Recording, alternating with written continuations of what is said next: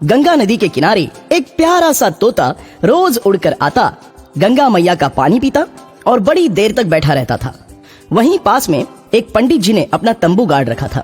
वो पूजा कराते और चंदन लगाते थे और उसके बदले में कुछ दक्षिणा पा जाते थे। वो रोज उस तोते को देखते और उनके मन में प्रश्न उठता था कि ये तोता यहाँ रोज क्यों आता है। पंडित जी ने अपने झोले से एक अमरुद निकाला और तोते को दिखाकर रख दिया। तोता धीरे धीरे आया और अमरुद खाने लगा। अरे तोते, तुम रोज आते हो, गंगा जल पीते हो और कुछ देर बैठकर चले जाते हो, क्या इसके पीछे कोई कारण है? तोता बोला, हाँ पंडित जी, इसके पीछे कारण है। मैं आपको बताता हूँ। पिछले जन्म में मैं एक ब्राह्मण का बेटा था। मेरा नाम गंगाराम था। मेरा एक छोटा भाई, उसका नाम जमुना प्रसाद था। एक बार हम दोनों गंगा नदी के इसी घाट पे नहा रहे थे। मेरा भाई जमुना मेरे रोकने के बावजूद भी गहरे पानी में चला गया और डूबने लगा। तेज धारा में तेजी से बहता चला जा रहा था। मुझे भी ठीक से तैरना नहीं आता था। मैं उसे बचाने के लिए गुहार लगाता रहा, लेकिन उस समय उसे बचाने वाला कोई नहीं था। इसके बाद भाई का कहीं भी पता नहीं चला। वह मुझसे हमेशा के लिए जुदा हो गया। गंगाराम, तुम्हें अपने पिछले जन्म की बातें कैसे याद रहती हैं? पंडित जी, मैं एक बड़े ज्ञाता साधु के सानिध्य में रहता था। वे ना बड़े तपस्वी और ज्ञानी थे। मैं उनके बगीचे में रहता और उनकी ज्ञान से भरी बातें सुनता। उनके साथ रहते रहते मैंने बहुत ज्ञान प्राप्त कर लिया। अचानक मुझे अपने पिछले जन्म की बातें याद आ गयी।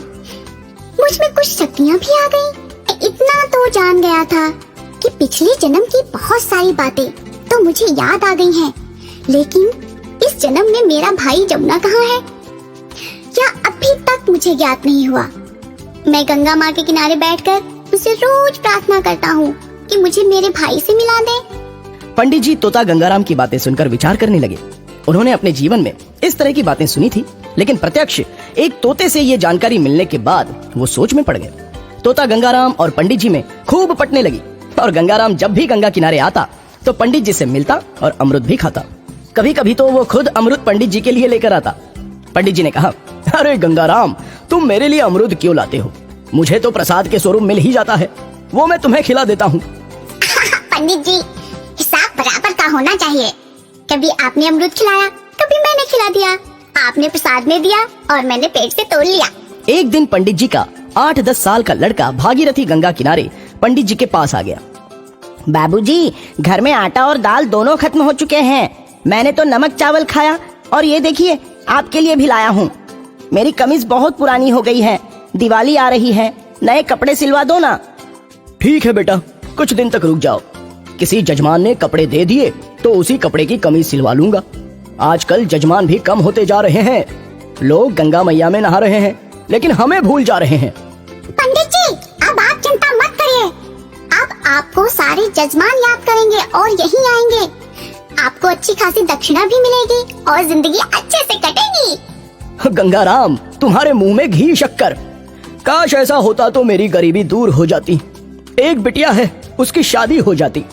गंगाराम बोला, पंडित जी, वह दिन जल्द ही आएगा जब सब कुछ ठीक हो जाएगा। आपके बेटे भागीरथी को देख कर ना मुझे बड़ा अलग सा अनुभव हुआ है। मेरे खून में एक लहर सी दौड़ गई है। बड़ा होनहार बालक है। गंगाराम, ये गंगा मैया की ही तो देन है।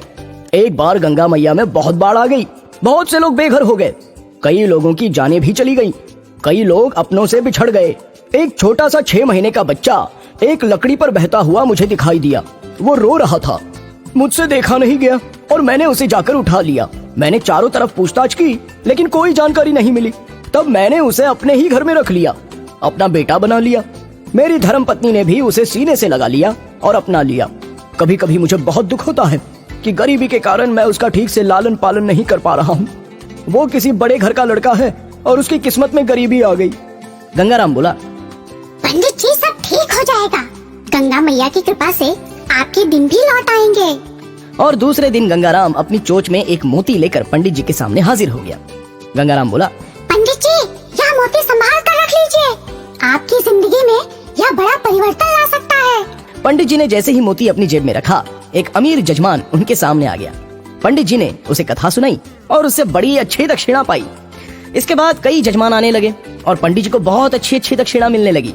उन्हें स्वर्ण और चांदी का भी दान मिला। धीरे धीरे उनकी स्थिति बहुत अच्छी हो गई। अच्छा घर, अच्छा सामान, अच्छे कपड़े, सब कुछ अच्छे ढंग से चलने लगा।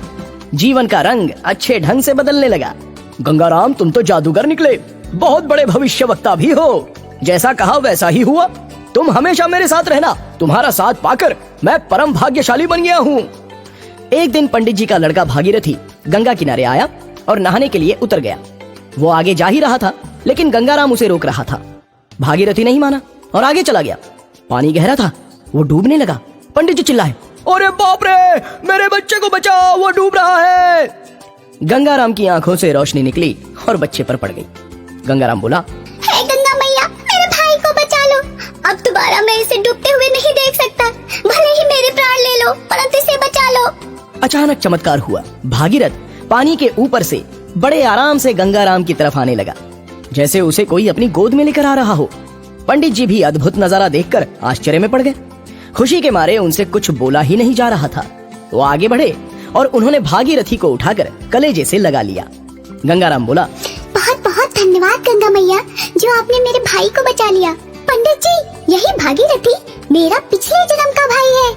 मेरा जमुना, मेरा राज दुलारा, मेरी आँखों का तारा है। इस जन्म में भागीरथी बनकर आपकी दुनिया आबाद करने चला आया है। पंडित जी बोले, गंगाराम, तुम भी मेरे बेटे बन जाओ। आज से मेरे दो बेटे हैं और एक बेटी। हम सब अब साथ साथ रहेंगे। गंगा मैया में डुबकी लगाने का बहुत बड़ा फायदा हुआ। मुझे एक जादूगर प्यारा भैया मिल गया। सभी लोग हंसने लगे, मुस्कुराने लगे और खुशियां मनाने लगे।